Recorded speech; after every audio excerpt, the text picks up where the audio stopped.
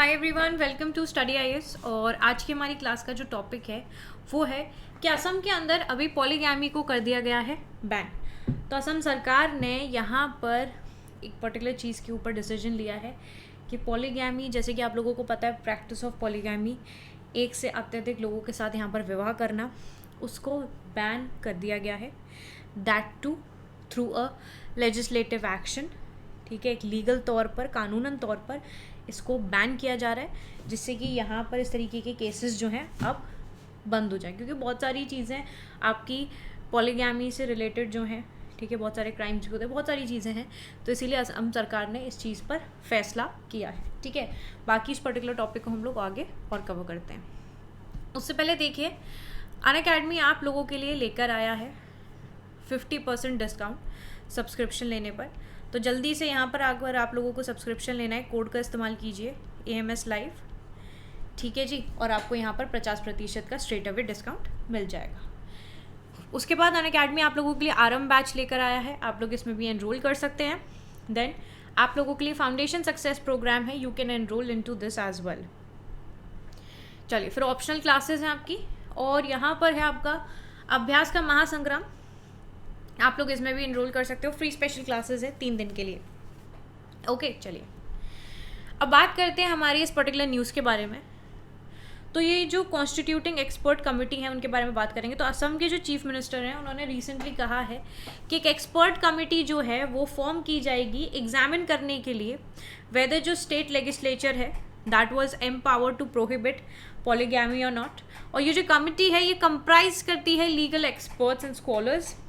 ये एग्जामिन करेंगे the provisions of Muslim personal law Shariat act 1937 and they will read with article 25 of the constitution of India. Significance की बात करें तो recently क्या हुआ है कि जो अथॉरिटीज़ हैं उन लोगों ने ये पर्टिकुलर चीज़ देखी है कि काफ़ी सारे जो एज्ड मैन हैं दे मैरिड मल्टीपल टाइम्स, और वो भी माइनर लड़कियों से शादी कर लेते हैं। ठीक है, मतलब यहाँ पर जो बूढ़े आदमी हैं वो क्या करते हैं कि कई सारी शादी करते हैं, और उन कई सारी शादियों में माइनर लड़कियों से शादी कर लेते हैं। जैसे कि मैंने आपको शुरुआती वीडियो में एक चीज़ बताई कि ये एक तरीके से देखा जाए तो उन माइनर लड़कियों के लिए गलत है। उनका जीवन एक ऐसे आदमी के साथ, क्योंकि उस आदमी को तो शादी करनी है माइनर लड़कियों से, ठीक है, बट ये जो लड़कियां हैं जो कम उम्र की हैं उनका हमें फ्यूचर नहीं पता, कोई चीज़ नहीं पता, उनके एजुकेशन पे हमें फोकस करना चाहिए, ना कि उनकी सीधे शादी करा देनी चाहिए, वो भी एक अधेड़ उम्र के आदमी से। यहाँ पर एक क्रैकडाउन है जो कि अगेंस्ट हमें देखने को मिल रहा है चाइल्ड मैरिज के। And it is not only the only situation जिससे कि पॉलीगैमी को यहाँ पर बैन किया जा रहा है। कई सारे इश्यूज हैं, ठीक है, बट ये काफ़ी इम्पोर्टेंट है क्योंकि बाल विवाह तो वैसे ही हमारे देश में इलीगल करार दिया गया है। क्योंकि बच्चों को अपना आगे का भविष्य देखना, सारी चीज़ें देखनी बहुत इम्पोर्टेंट है। आज के टाइम पे हम एक पर्टिकुलर सेंचुरी में हैं, एक ऐसे समय में है जहाँ पर लड़कियाँ ये विश करती हैं कि उनकी 25 या 30 तक भी शादी होती है, तो दैट्स ओके। अब वो ज़माना नहीं रहा कि लड़की 18 की हुई कि उसकी शादी करा देने की सोचना, वो पॉइंट अब है ही नहीं।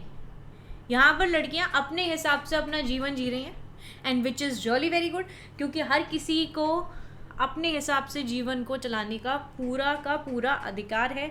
हम जिस देश में रह रहे हैं वहाँ पर हमें अपना सही गलत सोचने की पूर्णता से आज़ादी है।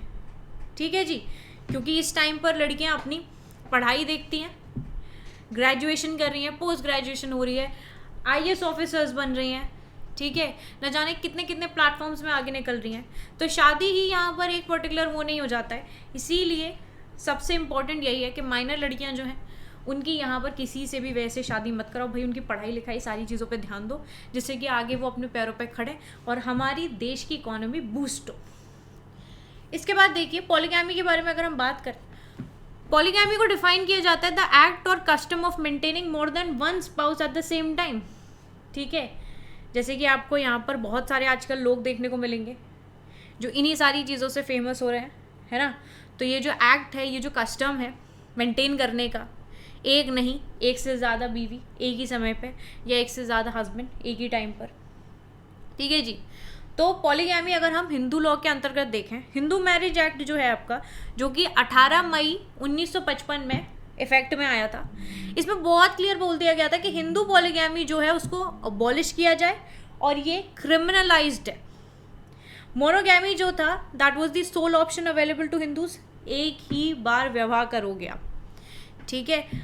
यदि आपकी वाइफ की डेथ हो जाती है या कोई भी चीज़ होती है, डिवोर्स हो जाता है, कुछ हो जाता है, उस पॉइंट पर आप दूसरा विवाह कर सकते हो, बट अगर आपकी बीवी जिंदा है, कोई इशू नहीं है, आपस में आपकी अच्छी जम रही है, तो आप यहाँ पे दूसरी शादी नहीं कर सकते हैं, ठीक है जी। तो Hindu marriage act 1955 states that polygamous marriage are void. It made explicit कि हिंदू स्पाउस जो है वो यहाँ पर दोबारा शादी नहीं कर सकते हैं अगर उनकी पहली बीवी जिंदा है, उसे कुछ नहीं हुआ है, और अगर उनका डिवोर्स हो गया है या वाइफ की डेथ हो गई है या हस्बैंड की डेथ हो गई है, तो वो यहाँ पर रीमैरिज कर सकते हैं, but only at these particular cause. Okay, अब यहाँ पे जो आपके बुद्धिस्ट हैं, जैन्स हैं, सिख्स हैं, ये सब कंसिडर करते हैं हिंदूज को, and they do not have their own loss. जो प्रोविजन है हिंदू मैरिज एक्ट का वो इन 3 रिलीजन्स पे आपका अप्लाई किया जाता है, ठीक है जी। इसके बाद पॉलीगैमी अगर हम बात करें मुस्लिम पर्सनल लॉ के अंतर्गत, तो क्रूशली जब हिंदू पर्सनल लॉ जो है वो आउटले करता है बाइगैमी, पॉलीगैमी, और जो मुस्लिम पर्सनल लॉ है दैट डज नॉट। तो जो क्लॉजेज हैं आपके under the Muslim personal law application act Shariat of 1937, जिसको कंस्ट्रक्ट किया गया था by all India Muslim personal law board, जो कि अप्लाई होता है मुस्लिम्स जो कि हिंदुस्तान में यहाँ पर रहते हैं। अब मुस्लिम मैन जो है वो यहाँ पर 4 शादियाँ कर सकते हैं, 4 वुमेन से शादी कर सकते हैं, ठीक है, at the very same time according to the Muslim personal law. And under this Muslim personal law जो रिलेशनशिप है उनको रिकॉग्नाइज किया जाता है लीगल, ठीक है। इनकी जो ये 4 शादियां हैं वो लीगल हैं। अब जो मुस्लिम मैन है इनकी 4 बीवियां हो सकती हैं एक समय पर, but the same is not applicable to a Muslim women. मतलब इनके यहाँ पर ये डिस्क्रिमिनेशन है कि जो आदमी है वो शादी कर सकता है 4 बीवियों से, 4 बीवी रख सकता है, बट जो विमेन है वो यहाँ पर 4 पति नहीं रख सकती। So that's a discrimination that we can see over here. So Muslim women is not allowed to marry more than 1 individual. वहीं पर ग्लोबल प्रैक्टिस में देखें तो पॉलीगैमी जो है वो परमिसेबल है legal exclusively for Muslims in the nation, जैसे कि इंडिया हो गया, सिंगापुर हो गया, मलेशिया हो गया। पॉलीगैमी को रिकॉग्नाइज किया जाता है और प्रैक्टिस किया जाता है कुछ नेशंस में आज भी, जैसे अल्जीरिया हो गया, इजिप्ट हो गया, कैमरून हो गया। यहाँ पर polygamy is it's like recognised. Okay, चलिए, तो आज की आपकी इस पर्टिकुलर न्यूज़ में यही सारी चीज़ें थी कि किस तरीके से असम जो है वो पॉलीगैमी को ख़त्म कर रहा है, मतलब बैन कर रहे हैं। अब यहाँ पर पॉलीगैमी जैसी चीज़ नहीं होगी, ठीक है जी। आई होप आप लोगों को टॉपिक समझ में आया होगा। कोई भी डाउट रहते हैं कमेंट सेक्शन में पूछ लो। बाकी वीडियो अच्छी लगती है तो लाइक करो, शेयर करो और चैनल को सब्सक्राइब करना बिल्कुल नहीं भूलना। मैं आप लोगों से मिलूंगी अब अगली वीडियो में, तब तक के लिए bye bye everyone, take care and have a wonderful day ahead. Bye all of you.